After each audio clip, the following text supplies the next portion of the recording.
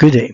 I want to begin by thanking everyone for taking the time to view the presentation and joining us for the virtual public meeting scheduled for September 22nd at 6 p.m.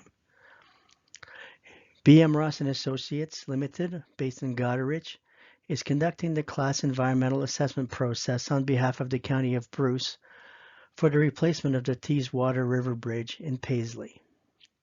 Presenting the information will be Kelly Vader, a senior planner, and Andrew Ross, a project engineer. Thank you again for joining the meeting. The presentation should start soon. During tonight's presentation, we will be reviewing project background and gaining an understanding of the class environmental assessment process.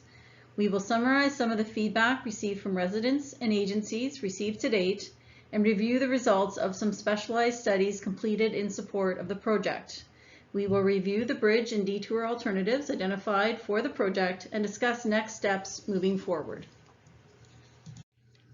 The Teeswater River Bridge is located on Bruce County Road 3 in central Paisley, spanning the Teeswater River immediately upstream of its confluence with the Saugeen River. The bridge was constructed about 1935. It's a concrete T-beam bridge with 3 spans, 2 smaller end spans at 11.8 meters each, and a longer middle span of 31.6 meters. Sidewalks are currently located on either side of the road, and they're 5 feet in width. There are bridges of a similar style at Dunblane and also one in Walkerton. Major repairs have been completed on this bridge in 1968 and then again in 2009. Maintenance repairs are needed almost every year for the expansion joints and the sidewalks. Bridges of this period were expected to last about 50 years. With improvements in bridge design and bridge building materials, the current bridge code requires a design life of 75 years.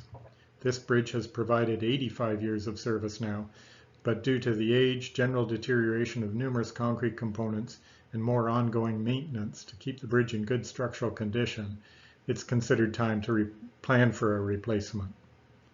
The bridge has some special features. At the south end, the abutment is tied into the buildings located adjacent to the bridge, and this will need to be carefully considered during the removal and the construction of the new crossing. The bridge is also integral to the flood control dike system at the north end. Solid panels at the north end of the railings are part of the dike system. These photos illustrate some of the concerns with the current structure. The photo on the left shows deterioration of the concrete on the underside of the sidewalk. It's still safe to use for now, but we need to keep an eye on it with annual inspections, and eventually the sidewalk would need to be closed when the deterioration gets too bad. At right, the photo shows the bridge during a recent flooding event. You can see how high the water level is on the bridge.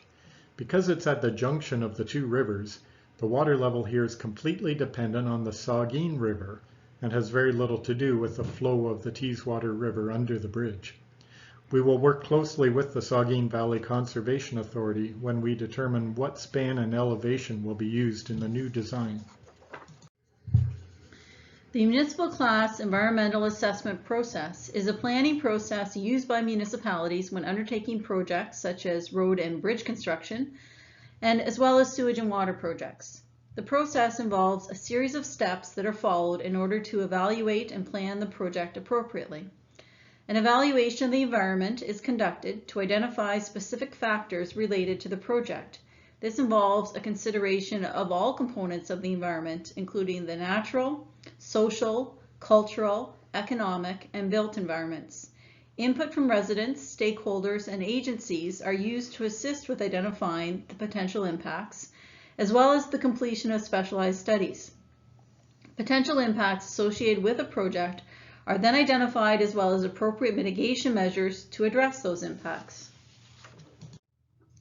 This slide illustrates the steps or phases in the Class EA process. The first is the identification of the problem.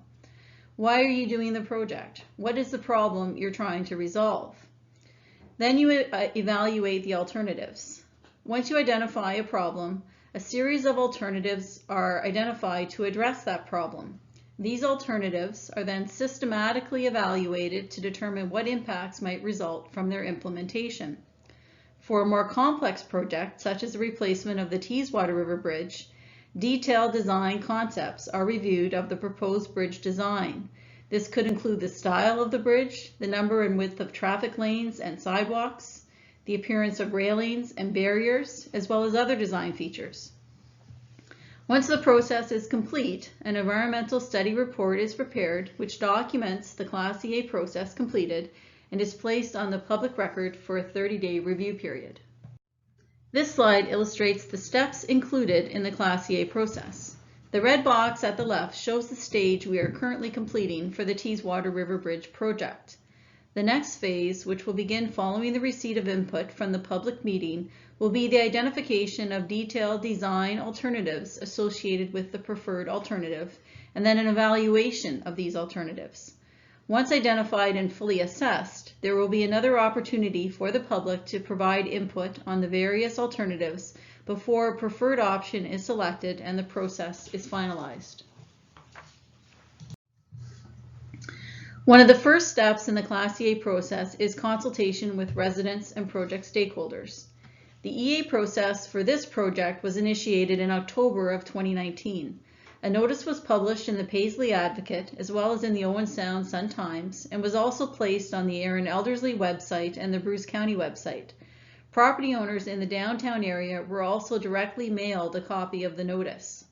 Letters were subsequently sent to federal and provincial review agencies and to First Nation and Métis communities to seek their input on the project. Following the receipt of initial feedback, a dedicated website was launched for the project in May of 2020, and signage was erected adjacent to the bridge advertising the web address. This allowed us to capture input from residents who might not live in the community but who travel over the bridge on a regular basis. We have received significant input from residents in regards to this project. Based on this feedback, there is no doubt that this project is very important to the community and something that the entire village is concerned with. I have summarized some of the general comments received during the consultation phase of the project to date. Many of these comments were repeated over and over again by residents. In regards to the design of the new bridge, the community does not want to see a standard concrete bridge with high barrier walls that block the view of the river. They want a bridge that is reflective of the artistic village of Paisley. Wider sidewalks, a possible viewing platform, more open railings, and design components that make the new bridge look unique, unlike other bridges. In regards to the detour options, during construction of the new bridge, most residents were concerned with impacts to downtown businesses that would result from an out-of-town detour. Businesses are already struggling due to COVID-19 and rely heavily on the summer tourist traffic to be profitable. Additional concerns were expressed about impacts to school-aged children and families if separated by a long detour, as well as safety concerns if fire and EMS response times were negatively impacted by the detour. The local road detour option also could potentially impact the Mennonite community, as several local schools are located along the routes and many children bike or walk to school on a regular basis. Input from agencies was also received. The Ministry of the Environment, Conservation and Parks indicated that consultation with Indigenous communities is required and that potential concerns associated with climate change and source water protection will need to be considered as we are evaluating impacts associated with the project. The Saugeen Valley Conservation Authority, who regulates the bridge site and the adjacent river valleys, also provided feedback. They confirmed that the area is regulated by Ontario Regulation 16906 and that a permit will be required for the new bridge. They have provided BM Ross with historical information related to past flooding events and the flood control dike system. A key concern is ensuring that the new bridge does not negatively impact flooding potential in the community. The Bruce County Planning Department also provided feedback on the project. They reiterated concerns expressed by many residents about the new bridge design and that it should be reflective of the unique community and setting in Paisley. They also suggested coordination with redevelopment of the Paisley Inn, which is located southwest of the bridge. The Ministry of Heritage, Sport, Tourism, and Culture Industries, formerly Ministry of Culture, indicated that the county is required to assess the potential impacts of the project on archaeological resources, built heritage resources, and cultural heritage landscapes. Screening tools are provided to assist with this process and must be documented in the final report. The Grey Bruce Health Unit also provided input on the project. They noted that a key priority for them is injury prevention and expressed concern over the local detour routes that might negatively impact the Mennonite community. We have reached out to this community through a local contact and will try to accommodate their concerns related to the project and the potential detour routes. The health unit also expressed concerns related to the community that could result from an out-of-town detour that could negatively impact businesses and create hardship for residents who need to cross the river on a daily basis for work, family, school, and access to local businesses. As stated previously, once a Class EA is initiated, a problem is identified, and the next step is to identify a range of alternatives to address the impact. For this project, the alternatives for replacement of the bridge are fairly limited, given the location and limitations presented by the existing buildings, the rivers, and the road network. There's only a few options that are available. Alternative 1 would be replacement of the bridge in the same location and alignment as the existing crossing. Alternative 2 would be to replace the bridge in a slightly modified location. A third option, alternative 3, would be to do nothing. When completing a class environmental assessment process, the do nothing option must always be considered if the impacts associated with the other alternatives become too great. This aerial photo illustrates the current setting of the bridge. Given the constraints presented by the buildings located on either side of the south approach and the road network adjacent to the north end of the bridge, replacement in the same location is the only logical alternative available for this project. A review of detailed design components such as sidewalks, railings, and other features will be considered in the next phase of the Class EA process. As you are likely aware, the county posted 4 detour options on the project website for residents to review and provide their input.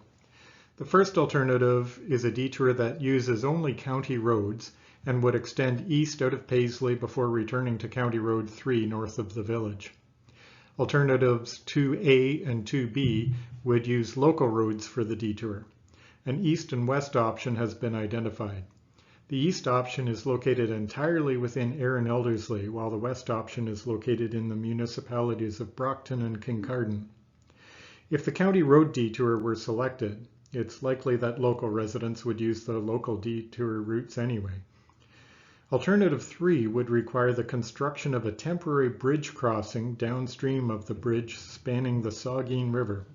This option would allow local traffic to cross the river with only a minor road diversion and would also allow for a pedestrian crossing. The next slides illustrate these 3 options. This map illustrates the county road detour. The detour is 43.5 kilometers long and uses Bruce Roads 11, 10, and 40 to return back to Bruce Road 3. This route provides the same level of service as Bruce Road 3.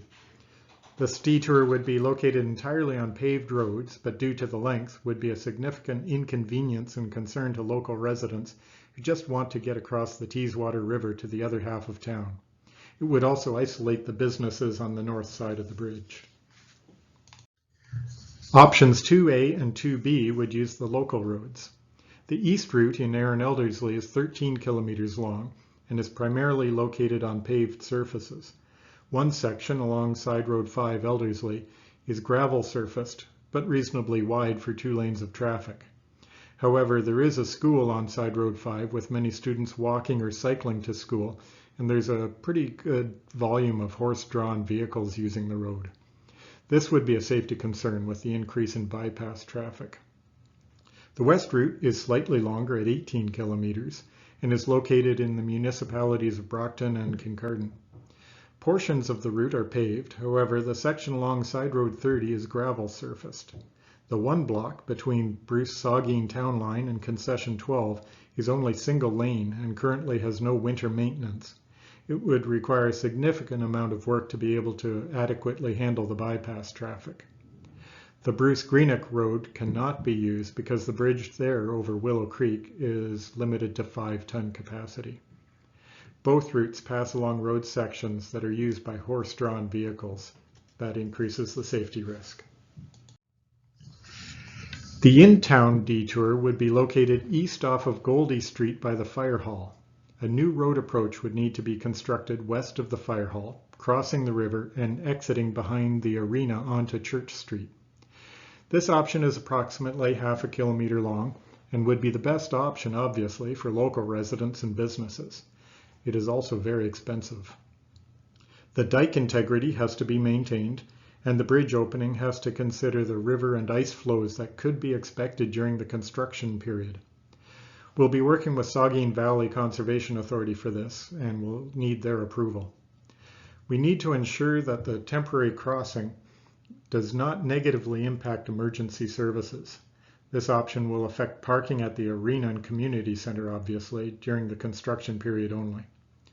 For all options, signage would be put up at the start of the detours and at the entrance to the town, indicating that local businesses are open during construction and can be accessed safely. This slide illustrates a cross-section of the proposed temporary steel panel bridge, showing the width of the traffic lanes and the proposed pedestrian walkway. The walkway would probably be located on the west side of the crossing. The two traffic lanes would be 3.5 meters in width, that's 11.5 feet, with a dedicated shoulder outside of that. 2 trucks can safely and comfortably meet on the bridge, but the corners on Goldie Street and Church Street will be less than standard. Signage could be put up at the entrance to Paisley, suggesting that through truck traffic could use the county road detour. That's alternative number 1. This may divert some of the through truck traffic. A 1.5 meter, 5-foot sidewalk would be located on the outside of the truss panels for safety. This option is the highest cost to the county. It's going to be in the range of $2.5 million, which would result in an increase in the county taxes. It is also likely to increase the truck noise and exhaust at the intersections, and there may be impact noises from the steel panel bridge.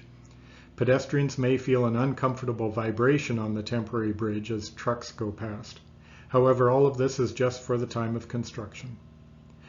Although this option is the most preferred by residents, it cannot be selected as a preferred alternative until the hydrology study is completed and we can prove that it can be installed without negatively impacting flood levels in Paisley. Approval from the Saugeen Valley Conservation Authority will be required.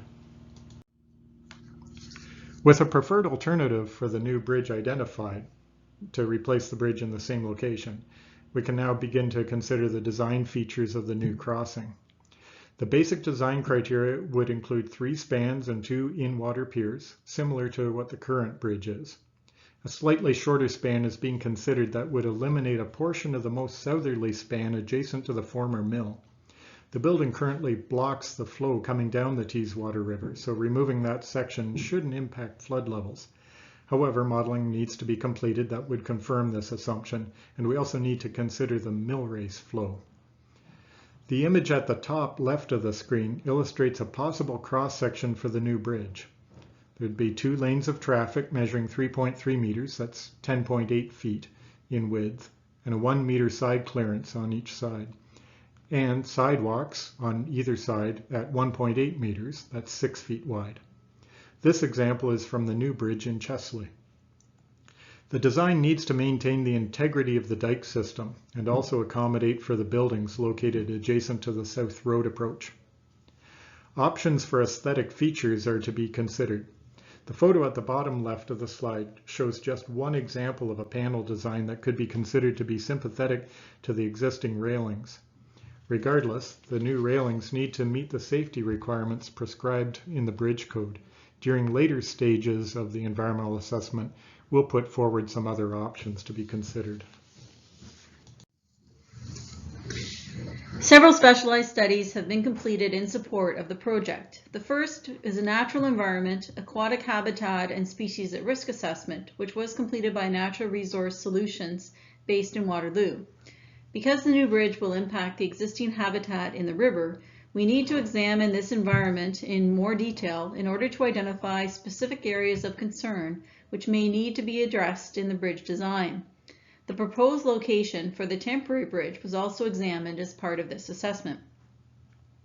The Teeswater and Saugeen rivers are known to provide habitat for freshwater mussel species. Several species were found during examination of the river, however, none of these are protected by the Endangered Species Act.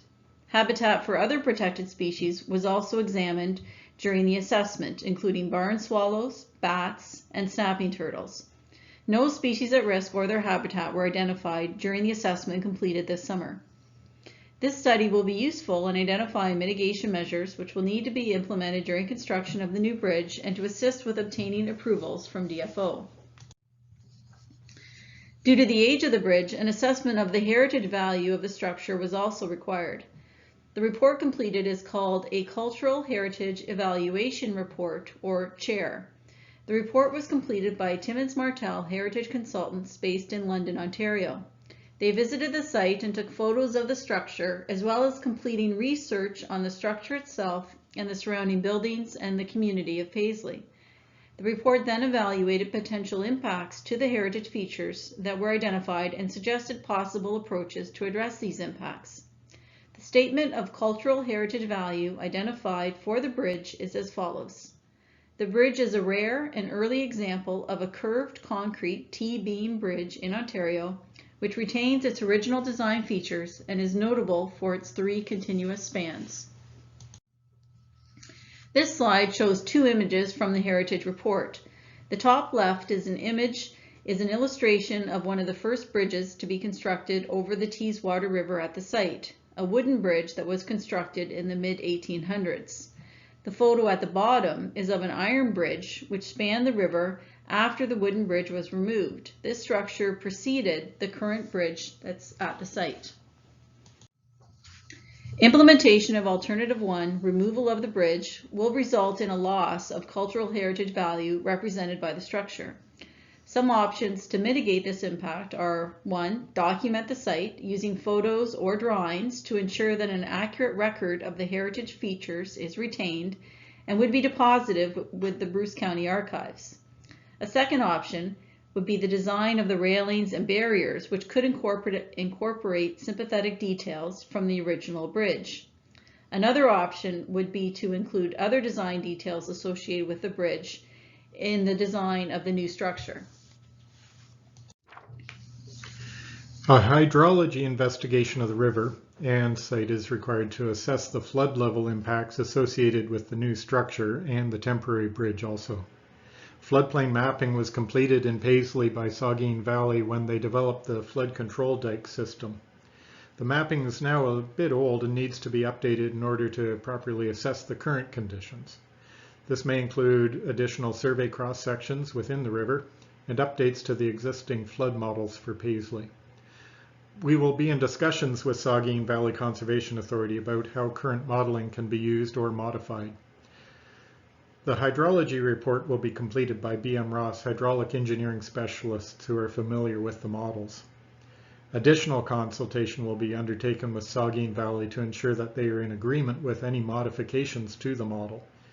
Impacts associated with ice jamming will also need to be considered as part of the modeling exercise. Following the public meeting scheduled for September 22nd, we will move forward with work on the floodplain model and begin the preliminary design of the new bridge. The preliminary design completed for the temporary bridge will be further refined based on feedback from SVCA and from Aaron Eldersley. Based on the results of these 2 exercises, a second public meeting will be scheduled for the spring of 2021 to present the new information to residents and to obtain their feedback. Once a preferred design is selected, the Class EA process can be finalized and we can move forward with final design and obtaining required approvals from the Saugeen Valley, the Fisheries Department, and from Ministry of the Environment. Assuming the above timelines can be met, construction would be tentatively scheduled to begin in 2022. The next step in the Class EA process are to collect input from residents, stakeholders, review agencies, and Aboriginal communities following the public meeting. Discussions will be initiated with Saugeen Valley on the hydrologic investigation, and the design will begin in earnest on the new bridge.